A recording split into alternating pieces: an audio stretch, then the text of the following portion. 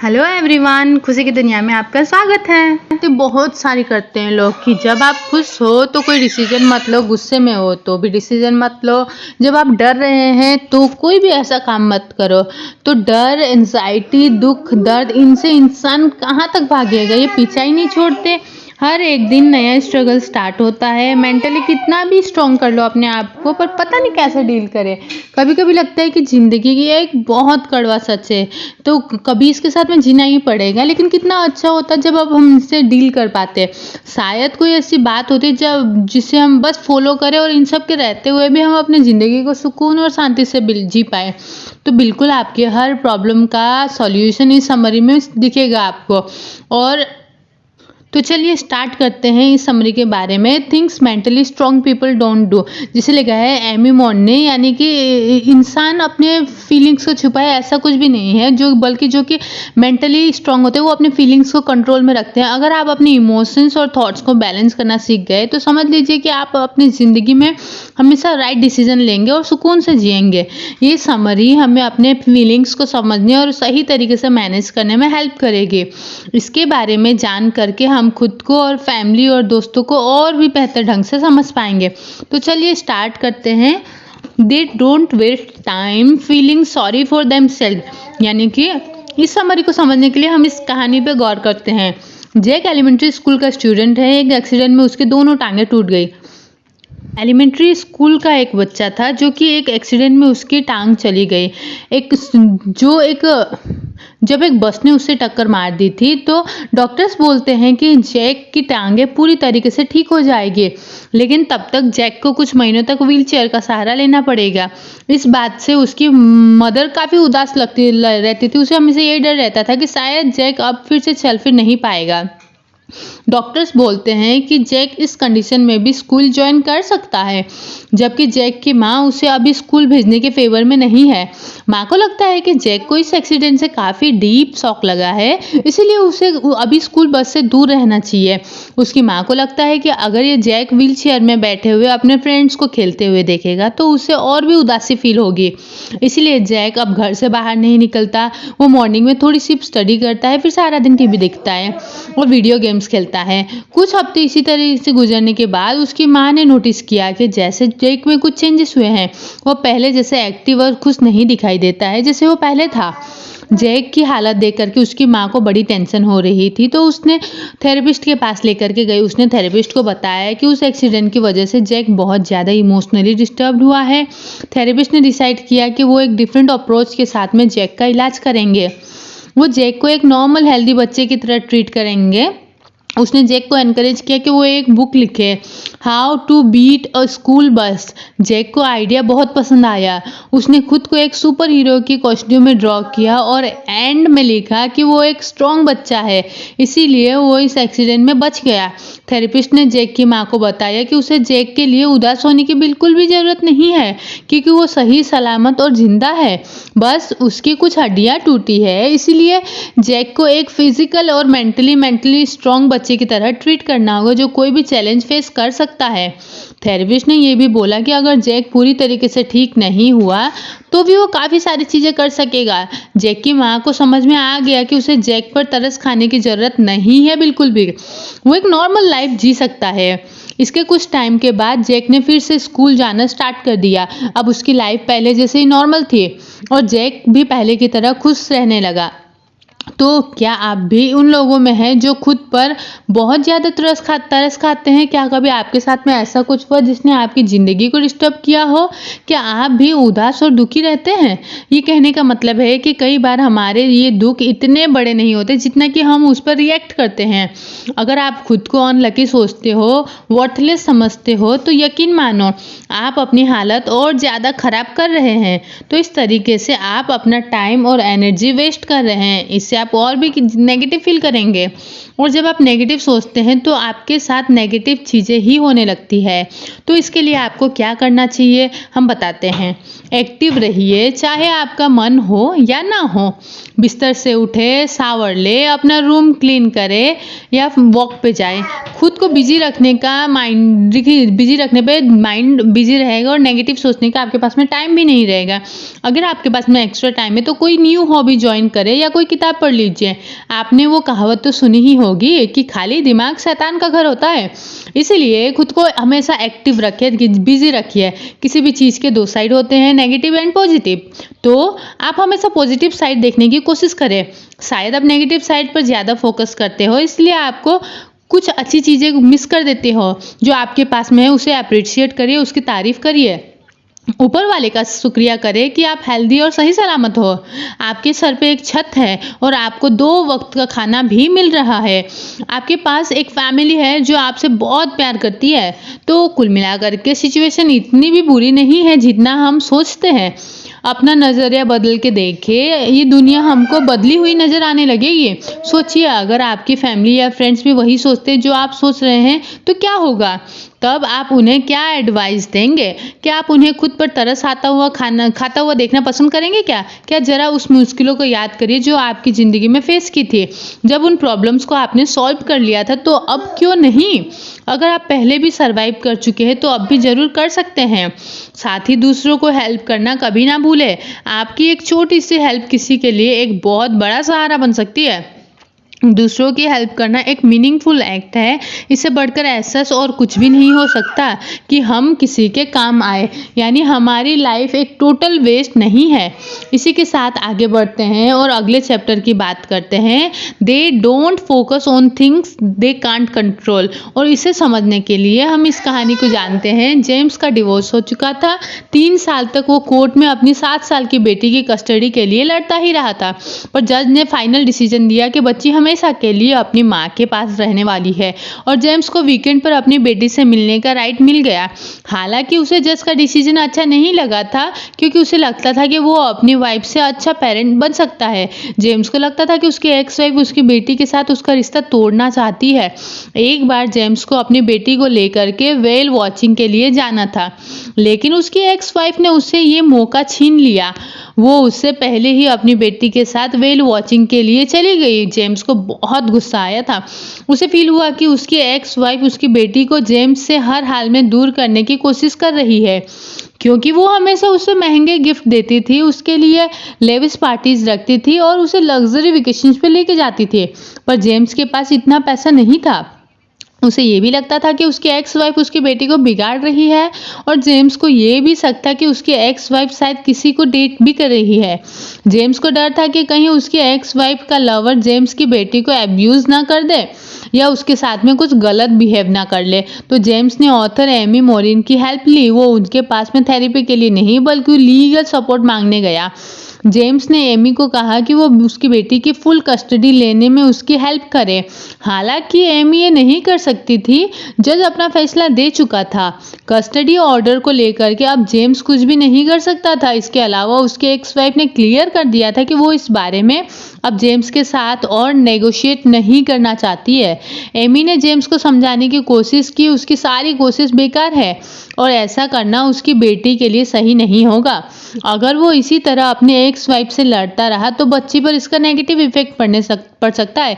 इसके बजाय जेम्स को चाहिए वो अपने बेटी के साथ एक स्ट्रॉन्ग और लविंग रिलेशनशिप बिल्ड करने की कोशिश करे। अपनी बेटी के साथ वो कुछ यादगार टाइम बिताए जो उसे हमेशा याद रहेगा। अगर जेम्स खुद को इम्प्रूव करेगा तो उसकी बेटी पर भी इसका पॉजिटिव इम्पैक्ट पड़ेगा।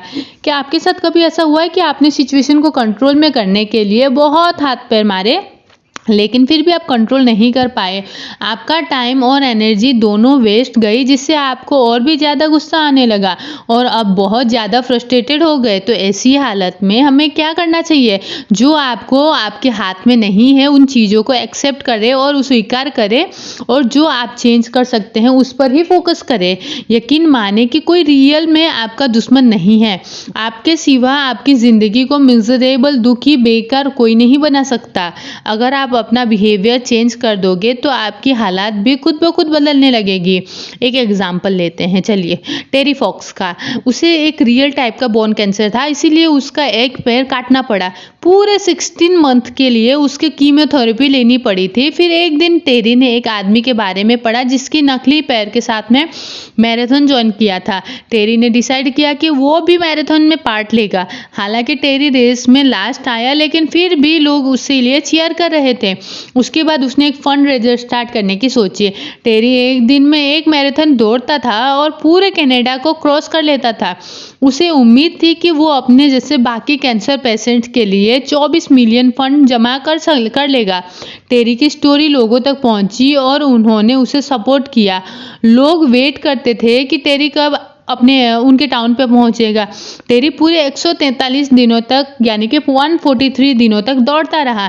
इसी बीच उसे हॉस्पिटल में एडमिट करना पड़ा क्योंकि कैंसर उसके लंग्स तक फैल चुका था। टेरी टीवी पर आया और वो बहुत पॉपुलर भी हो चुका था। लोग उसके कॉज के लिए ज़्यादा से ज़्यादा डोनेट कर रहे थे। वैसे हैरानी की बात तो ये थी कि हॉस्पिटल में एडमिट होने के बावजूद जितना उसने सोचा था उतना अमाउंट उसके फंड में आ चुका था। इस कहानी का सैड पार्ट ये है कि उसके कुछ दिनों के बाद में टेरी की डेथ हो गई थी, मगर टेरी फॉक्स रन आज भी कंटिन्यू चल रहा है। ये एक annual fund raising marathon event है जिसकी वजह से दुनिया भर के कई सारे कैंसर पेशेंट को हेल्प मिली है।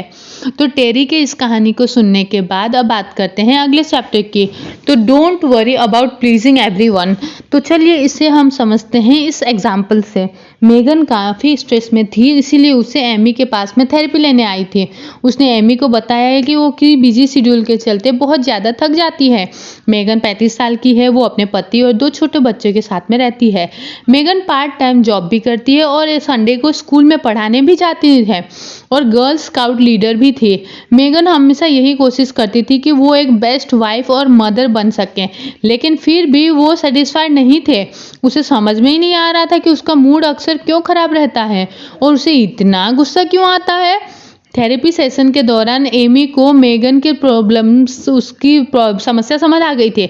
मेगन उन लोगों में से थी जो किसी को मना नहीं कर पाती थी। जब भी उसके चर्च के मेंबर्स कपकेक्स की फरमाइश करते, मेगन उसे मना नहीं कर पाती थी, चाहे वो कितनी ही बिजी क्यों ना हो। उसके गर्ल स्काउट मेंबर्स जब उसे अपने बच्चों को स्कूल से पिकअप करने को बोलते तो भी मेगन से ना नहीं बोला जाता था। मेगन अपने सिस्टर्स को भी मना नहीं कर पाती थी जो कि अपना बच्चा उसके पास छोड़ करके चली जाती थी। मेगन ने ये भी बोला कि लोगों को हेल्प करने के चक्कर में कई बार वो घर लेट में आती थी। वो दूसरों की हेल्प में इतनी ज़्यादा बिजी हो जाती थी कि वो अपना और अपनी फैमिली का ख्याल नहीं रख पा रही थी। सबको खुश रखने के चक्कर में वो खुद को दुखी कर रही थी। उसे अपनी इमेज की बहुत केयर थी। वो नहीं चाहती थी कि चर्च के मेंबर्स उसके सिस्टर उसे सेल्फिश समझे। लेकिन एमी ने मेगन की हेल्प की और उसे रियलाइज कराया कि सबको खुश रखना बहुत ही मुश्किल काम है और अनप्रैक्टिकल भी है। धीरे धीरे मेगन को भी ये बात समझ में आ गई थी और उसने ना कहना सीख लिया था। उसे कोई बहाना बनाने की या एक्सप्लेन करने की जरूरत नहीं थी। बस सिंपली इतना बोलना था कि नो सॉरी आई कांट, यानी कि नहीं मैं नहीं कर सकती, बस इतना ही बोलना था। मेगन को पहले लगता था कि लोग उससे नाराज होंगे, लेकिन अब वो रिलैक्स थी। जब वो किसी काम के लिए मना करती थी तो सामने वाला भी उसकी प्रॉब्लम को समझ जाता था। मेगन अब बिना किसी रिग्रेट के अपनी फैमिली के साथ क्वालिटी टाइम बिता सकती थी, जिससे उसका मूड भी अब अच्छा लगने लगा था। वो पहले से ज़्यादा केयरिंग मदर और वाइफ थी। उसका सारा स्ट्रेस उससे गायब हो गया था। मेगन अब सिर्फ उनकी परवाह करती थी जो लोग उनके लाइफ में सबसे ज़्यादा इम्पोर्टेंट हैं। तो मेगन की कहानी सुन करके आपको भी लग रहा होगा कि आपको भी ना बोलने में बहुत तकलीफ होती है, बहुत मुश्किल होती है। क्या आप लोगों की खुशामद करते हैं? क्या आप चाहते हैं कि सब आपको पसंद करे?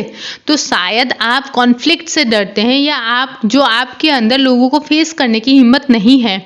शायद आप रिजेक्शन का डर है आपको, या फिर आप डरते हैं कि कहीं अकेले ना रह जाए। क्या आपको मालूम है कि जो लोग एल्कोहलिक होते हैं उनके बच्चे लोगों की खुशामद करने वाले होते हैं? ऐसा शायद इसीलिए कि उन्हें लगता है कि लोगों की खुशामद करके वो प्रॉब्लमेटिक सिचुएशंस अवॉइड करना चाहते हैं।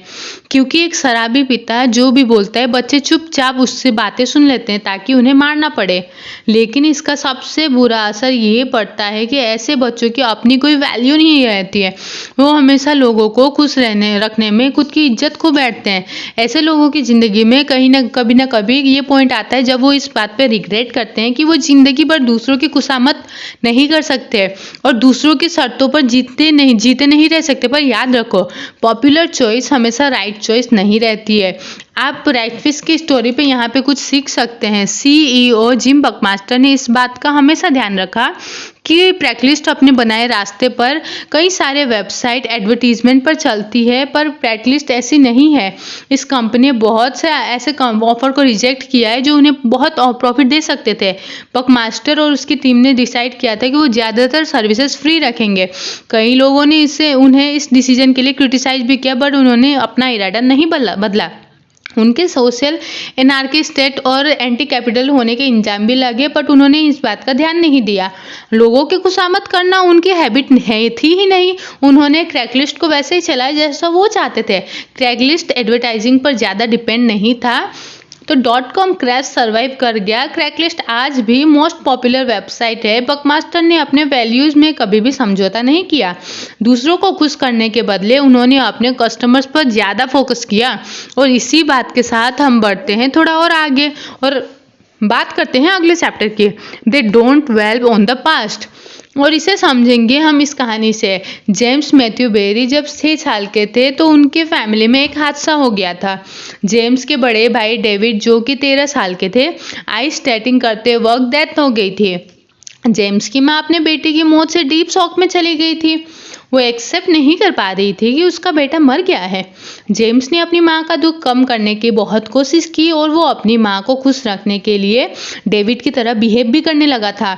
जेम्स डेविड के कपड़े पहनने लगा था और हमेशा अपनी माँ के साथ साथ रहता था।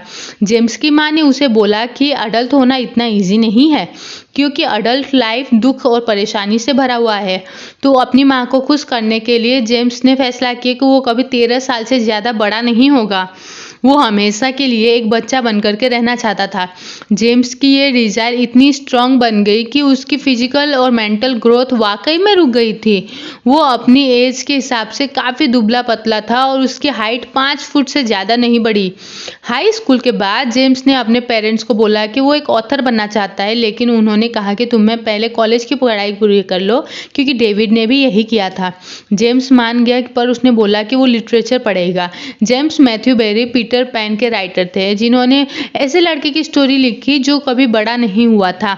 तो क्या आपको भी कभी ऐसा फील हुआ कि काश आप पास्ट में जा करके वो करते जो आप करना चाहते थे? क्या आपको पुरानी बातों पर पछतावा है? क्या आप पास्ट को भूल नहीं पा रहे हो? अगर ऐसा है तो यकीन मानो कि आप प्रेजेंट में कभी भी खुश नहीं रह पाएंगे, क्योंकि आप अपने आसपास की हर चीज़ को मिस कर देंगे और लाइफ एंजॉय नहीं कर पाएंगे। इससे आपकी डिसीजन मेकिंग एबिलिटी तो अफेक्ट होगी ही, प्लस साथ आपके प्रेजेंट की कोई भी प्रॉब्लम आप सॉल्व कर नहीं पाओगे, मुश्किल होगी आपको। इसीलिए पुरानी बातों को भूल करके आज पे जिए, अपने पास्ट को पीछे छोड़ दे।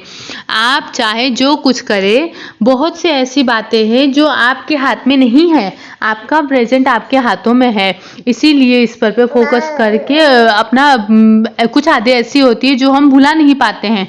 तो ऐसी यादों से छुटकारा पाने के लिए अपने लिए कुछ लक्ष्य यानी कि कुछ नए गोल सेट करें। आप चाहो तो अपनी लाइफ का हैप्पी एंडिंग लिख सकते हैं। जिन्होंने आपको हर्ट किया है उन्हें माफ़ करके आगे बढ़ जाओ। इसी के साथ में अब जो अगली कहानी है वो है आपको जरूर आपको इंस्पायर करेगी। गौड़ गांव की एक गरीब लड़की थी। बचपन में ही उसके फादर फिजिकली और सेक्सुअली अब्यूज किया था। वो अपने माँ को रोज अपने फादर के हाथों मार खाते देखती थी, लेकिन उसने सब कुछ बर्दाश्त किया और अपने दिल में ये सीक्रेट छुपा लिया। वो पढ़ाई में काफ़ी अच्छी थी। जब वो 17 साल की हुई तो घर से भाग गई और दोबारा कभी भी घर पे नहीं आया। एक लड़के से वो मिली और दोनों ने शादी कर लिया। दोनों ट्रक ड्राइवर का काम करते थे। कई साल गुजर गए। एक दिन उसने सुना कि उसके बड़े भाई ने अपने ही बच्चे को अब्यूज किया है और उसने उसी वक्त डिसाइड किया कि वो अपनी फैमिली में इस अब्यूजमेंट की हिस्ट्री को हमेशा के लिए ख़त्म कर देगी। उसने इस बारे में काफ़ी डीपली सोचा और डिसाइड किया कि वो फिर से पढ़ाई करेगी। उसे कॉलेज में लॉ लिया और काफ़ी मेहनत से पढ़ाई करने के बाद डिग्री ली। उसके बाद उसने एक डोमेस्टिक वायलेंस के शिकार बच्चों के लिए ऑर्गेनाइजेशन खोला। गरीब बेसहारा औरतों और बच्चों को लीगल रिप्रेजेंटेशन दे करके उनकी हेल्प करती थी। अगर किसी को सोशल सर्विसेज की ज़रूरत होती तो उसमें भी उनकी मदद करती थी। अगर किसी के पास में ट्रांसपोर्ट का पैसा नहीं होता था तो उन्हें अपना ट्रक लेकर के पिक करने आती थी। उनके साथ बचपन में काफ़ी कुछ गलत हुआ था, पर उस लड़की ने अपना पास्ट भूल करके दूसरों की मदद करने का डिसीजन लिया। उसने अपनी ज़िंदगी तो सुधारी ही साथ अपने जैसे और लोगों की भी मदद की। अपना गुजरा हुआ कल भूल करके उस लड़की ने बहुत सारे अब्यूज्ड बच्चों की लाइफ में पॉजिटिव चेंज लाया, उन्हें एक बेहतर फ्यूचर दिया।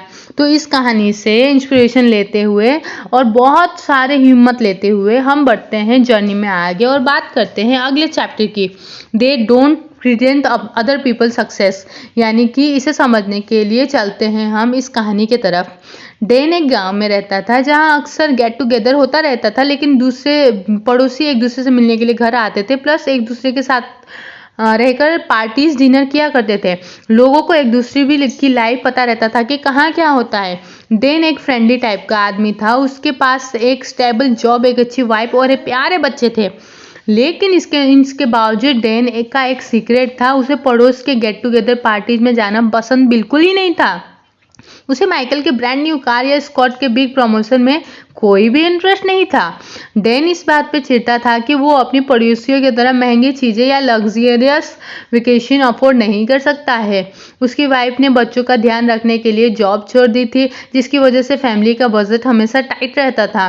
डैन ज़्यादा पैसे कमाने के लिए एक्स्ट्रा वर्क करता था, उसने कई लोगों से उधार भी ले रखा था। डैन इस बात को मानना नहीं चाहता था कि उसकी फाइनेंशियल हालत ठीक नहीं है। वो हर हाल में अपने पड़ोसियों की तरह एक अच्छी लाइफस्टाइल चाहता था, चाहे इसके लिए उसे कुछ भी करना पड़े। डैन अपनी टेंशन अपनी वाइफ से कभी भी शेयर नहीं करता था, लेकिन उसका स्ट्रेस और फ्रस्ट्रेशन हमेशा बढ़ती ही जा रही थी। उसका बिहेवियर भी काफ़ी चेंज हो रहा था। वो शॉर्ट टेम्पर हो गया था, उसे बात बात पर गुस्सा आता था। फिर एक दिन वो अपनी प्रॉब्लम्स लेकर के एमी मोरिन के पास में आया। एमी ने उसे बताया कि उस पर कोई प्रेशर नहीं डाल रहा कि वो एक हाई फाई लाइफ जिए। वो खुद ही अपने लिए एक ऐसी लाइफ चाहता है जो वो खुद अफोर्ड नहीं कर सकता। तो डैन ने एमी को बताया कि वो एक गरीब फैमिली में पला बड़ा है और वो नहीं चाहता है कि उसके बच्चे उसकी जैसी लाइफ जिए। डैन जब छोटा था तो उसके पड़ोसी उसे चिढ़ाया करते थे क्योंकि उसके पास अच्छे कपड़े और महंगे टॉय नहीं थे। तब उसे बड़ा बुरा लगता था, पर डैन के मन में कई डीप बात आती थी कि उसके लिए मटेरियल चीज़ों से बढ़कर के फैमिली का प्यार और बॉन्डिंग ज़्यादा इंपॉर्टेंट है। अगले थेरेपिस्ट सेशन में डैन की वाइफ साथ गई। डैन से उसे अपनी सारी प्रॉब्लम शेयर कर दी। उसकी वाइफ ने उसे पूरा सपोर्ट किया और दोनों ने मिलकर के डिसाइड किया कि वो पड़ोसियों से कंपटीशन नहीं करेंगे, बल्कि अपने रिश्तों पर ज़्यादा फोकस करेंगे। तो क्या आप सोचते हैं कि सोशल मीडिया में अगर आप ज़्यादा रहते हैं, अगर दूसरों की सक्सेस से जलते हैं, क्या आप अपनी ज़िंदगी या अपनी लाइफ को दूसरों से कंपेयर करते हैं? अगर ऐसा है तो ये आदत बिल्कुल भी अच्छी नहीं है। याद रखो कि जितना कम आप दूसरों की सक्सेस पर ध्यान दोगे, आपके पास उतना ही ज़्यादा टाइम होगा अपने गोल्स को अचीव करने के लिए। इसीलिए कभी दूसरों से कंपेयर ना करो, बल्कि खुद से कंपटीशन करो। जो आप कल थे उसका बेहतर वर्जन बन करके दिखाओ और फिर आपको अपनी प्रोग्रेस नज़र आएगी, क्योंकि हमें हमेशा कोई ना कोई ऐसा मिलेगा जो हमसे ज़्यादा सक्सेसफुल होगा, ज़्यादा फेमस होगा और ज़्यादा अमीर होगा। पर ज़रूरी नहीं कि उनके पास आपके जैसे स्किल्स या क्वालिटी हो। अब यकीन नहीं करोगे कि आपके पास भी कुछ खास है जो औरों के पास नहीं है, क्योंकि आफ्टर ऑल इस दुनिया में हर कोई परफेक्ट नहीं होता है। अगर आपको खुद में कमी लगती है तो खुद को इम्प्रूव करो। चलिए एक काम करते हैं, आगे कहानी में सुनते हैं, उससे आपको उम्मीद मिलेगी। तो एमी का एक क्लाइंट था जिसका नाम था जॉन, जिसे कुछ फैमिली प्रॉब्लम्स थी। वो अपनी वाइफ और बच्चों पर चिल्लाता था, उन्हें बहुत ही बैड वर्ड्स बोलता था। असल में वो एक शराबी और ड्रग एडिक्ट था। जॉन 6 महीने से जॉबलेस था और अपने बिल्स भरने के लिए उसके पास में पैसे भी नहीं थे। वो लाइफ में सिर्फ परेशानियों का जिक्र करता था। जो भी उसे कुछ समझाने की कोशिश करता था उसी से ही वो झगड़ने लग जाता था। एक दिन जॉन एमी के ऑफिस में आया और बोला, आपको पता है मुझे अपने बारे में कुछ भी अच्छा नहीं लगता। एमी ने जब कहा ये तो अच्छी बात है, तो जॉन हैरान रह गया। वो एमी का ये जवाब सुन करके शॉक हो गया। जॉन ने कहा, आप ऐसा कैसे बोल सकते हो? तुम मेरी थेरेपिस्ट हो, तुम्हारा काम है मुझे बेटर फील कराना। और बेहतर फील कराने में मेरी हेल्प करो। तो एमी ने कहा, जैसी तुम्हारी हालत है और तुम खुद ही ये बात एडमिट कर रहे हो तो ये हेल्दी साइन है। इसका मतलब है कि तुम्हें मालूम है कि तुम्हें कुछ प्रॉब्लम है और तुम्हें चेंज होने की ज़रूरत है। तुम्हें खुद में इम्प्रूव लाना होगा, खुद को सुधारना होगा। एमी ये देख करके खुद हुई कि टाइम के साथ में जॉन ने खुद को काफ़ी चेंज किया।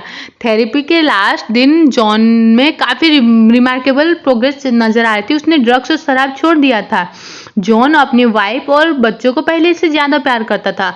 लोगों से उसकी रिलेशनशिप भी अभी काफ़ी बेहतर थी। तो कहने का मतलब है कि अगर आप दूसरों की सक्सेस से जलते हो तो आप खुद से खुश नहीं हो। इसका यही मतलब है कि आप खुद की ज़िंदगी से, खुद की लाइफ से सेटिस्फाइड नहीं हो, संतुष्ट नहीं हो। इसीलिए अगर आप अपना एटीट्यूड और बिहेवियर चेंज करोगे तो आपकी लाइफ में हैप्पीनेस और सक्सेस ऑटोमेटिकली आएगी। और इन बहुत ही कमाल की कहानियों को सुनने के बाद हम पहुंच गए हैं इस समरी के कंक्लूजन पर। लेकिन अभी भी आप किसी कहानी में अटके हुए हैं, वहाँ से नहीं आ पाए वापस, तो टाइम हो गया है वापस आने का प्रेजेंट में। मुद्दा मामला ऐसा है कि ज़िंदगी में कभी भी सॉरी फील ना करें, क्योंकि आपकी फैमिली और फ्रेंड्स के गुड विशेस हमेशा आपके साथ है।